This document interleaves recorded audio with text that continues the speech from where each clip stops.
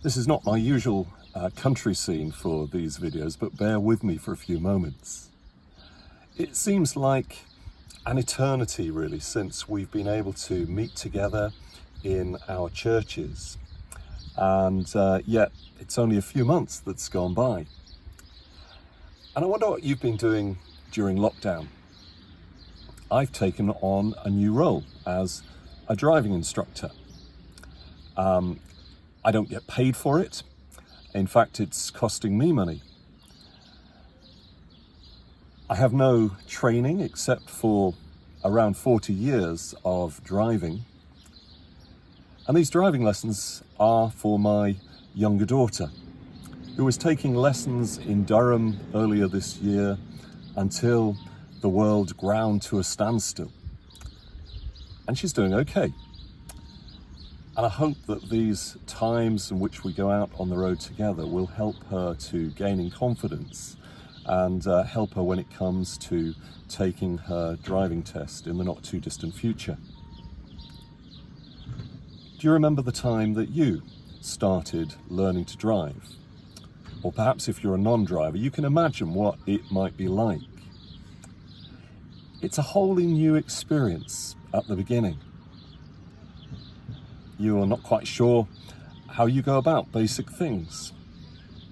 The very act of putting your foot on the clutch, putting the gear into first gear, raising a few revs with the accelerator, then raising the clutch to the bite point where you can pull away smoothly, is one that takes immense concentration and a fair degree of practice. I wonder what qualities you would seek in a driving instructor. I guess ability to teach, very helpful, patience, perseverance, encouragement, someone who knows when to speak and someone who knows when to remain silent. These qualities might all be there. Maybe one who allows us to learn from our mistakes whilst helping us avoid any mistakes that would harm us. Perhaps a person who gives more direction at the beginning when we start out on the adventure of learning to drive, but who progressively allows us to make our own decisions. Well, this year we have found ourselves in a totally new environment. We've been trying desperately to adapt to changed circumstances, and it's been, I think, a bit like learning to drive. How do we do church? How do we do anything? We haven't always got it right. Sometimes we've got it wrong. But through all of this, we need an instructor who can teach us and get us through.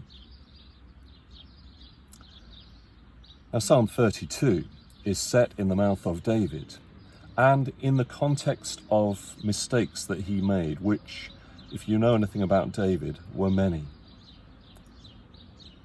In verse 8, the psalm turns from the voice of David to that of God, who says, "I will instruct you and teach you in the way you should go. I will counsel you with my loving eye upon you." At the moment, I think we need to depend on God more than ever for instruction and counsel. Of course, we need to read his word as we find it in the Bible and meditate upon that. We need to pray. We need to share as we're able with our Christian sisters and brothers in our church, in our chapels, wherever we are. And as we do those things, I believe that he will lead us through. He will help us to find the right way for us as a church to do what we now have to do. Sometimes we will know much direction from God, and sometimes we will know little, if anything at all. And we get on with things based upon perhaps what God in the past has shown us, and remember his faithfulness to us through those times. There is a difference, of course, between learning to drive and managing church with God.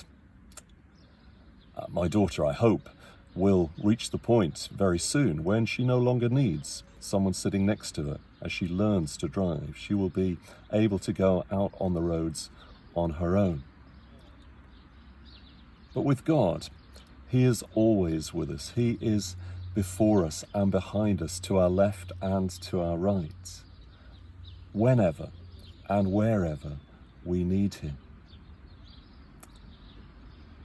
I long for the time when we can meet for worship again, face to face, not just on Zoom or whatever other medium you might use.